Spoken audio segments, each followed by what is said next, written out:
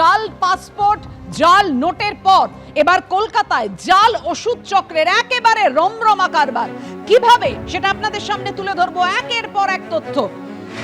ভবানীপুরে বাড়ি ভাড়া নিয়ে জাল ওষুধের কারবার, 6.5 কোটির জাল ওষুধের হদিশ মিলল। সেন্ট্রাল ড্রাগ কন্ট্রোল যখন অভিযান চালায় 6.5 কোটির জাল ওষুধের হদিশ মেলে। কলকাতায় জাল ওষুধের কারবার চালাচ্ছিল যারা, তার মধ্যে গ্রেফতার করা হয়েছে অরুন্ধতী রায়চৌধুরীকে। বিদেশ থেকে এনে কলকাতায় জাল ওষুধের একেবারে রমরমা কারবার চলছিল। প্রায় 300টি মেডিসিনের খালি বাক্স, 400টি লেবেলের হদিশ। ভবানীপুরে বাড়ি ভাড়া নিয়ে অনলাইনেও জাল ওষুধের কারবার চালানো হচ্ছিল। 2 থেকে 3 লক্ষ টাকার জাল ইনজেকশনের হদিশ। জাল ওষুধের একাংশে বাংলাদেশে তৈরি স্ট্যাম্প, অর্থাৎ বুঝতেই পারছেন উদ্বেগের জায়গাটা, ভয়ের জায়গাটা।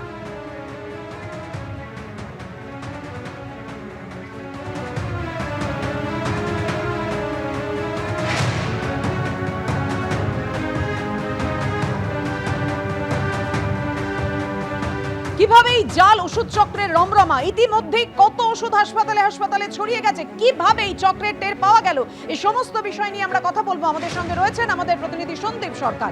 কিন্তু ভবানীপুরে যেখান থেকে এই চক্রের একজনকে গ্রেফতার করে পুলিশ, দেখাবো সেই প্রতিবেদন।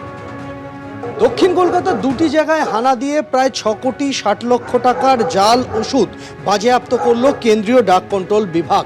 দক্ষিণ কলকাতার ভবানীপুরের একটি গোডাউন এবং তার পাশাপাশি সংশ্লিষ্ট গোডাউনের যিনি কর্ণধার, তার বাড়ি দক্ষিণ কলকাতার লেক প্লেস এলাকাতে। এই 2 জায়গায় হানা দেয় কেন্দ্রীয় এই ড্রাগ কন্ট্রোল বিভাগের আধিকারিকরা। যে ওষুধগুলি বাজেয়াপ্ত হয়েছে, ড্রাগ কন্ট্রোলের বক্তব্য এই ওষুধগুলি বেশিরভাগই বিদেশ থেকে আনা হয়েছে, কিন্তু আমদানি সংক্রান্ত নথি তারা দেখাতে পারেননি। ওষুধগুলি জাল বলে তাদের কাছে অভিযোগ আসে এবং তারা খতিয়ে দেখে সেই বিষয়টা নিশ্চিত হওয়ার পরই তারা তল্লাশি অভিযান চালান।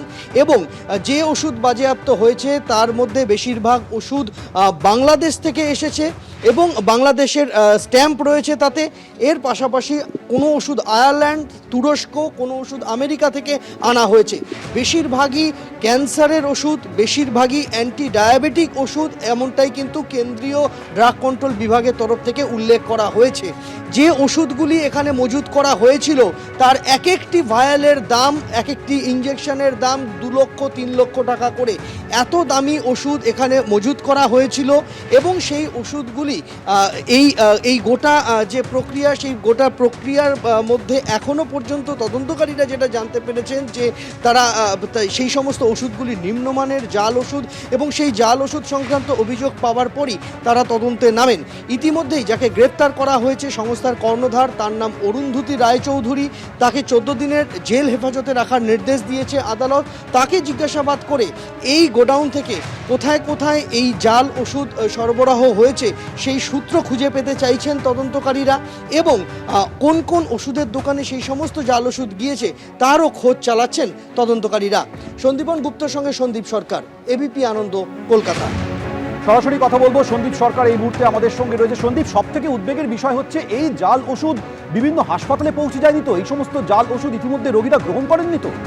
দেখো, সেই সূত্রটাই খুঁজে পেতে চাইছেন তদন্তকারীরা সৌমেন, কেননা যে ওষুধগুলি বাজেয়াপ্ত হয়েছে সেগুলি জাল ওষুধ বলে অভিহিত করছেন তদন্তকারীরা, অর্থাৎ সেন্ট্রাল ড্রাগ কন্ট্রোল বিভাগের আধিকারিকরা যারা এই তল্লাশি অভিযানটা চালিয়েছিলেন। এই চলতি মাসের 17 তারিখ প্রথম রেড শুরু হয়। ওই 2 জায়গায় তারা হানা দিয়েছিলেন। একটা হচ্ছে দক্ষিণ কলকাতার লেক মার্কেট এলাকার লেক প্লেস রোডের একটি যে ঠিকানায়, আরেকটি ভবানীপুরে SSKM হাসপাতাল এবং বাঙুর নিউরোসায়েন্স থেকে ঢিলছড়া দূরত্বে সেখানে শাঁখারীপাড়ায় সেখানে তারা তল্লাশিতে গিয়েছিলেন। শাঁখারীপাড়া এলাকার একটি বাড়িতে মজুত করা হয়েছিল এই ওষুধগুলি।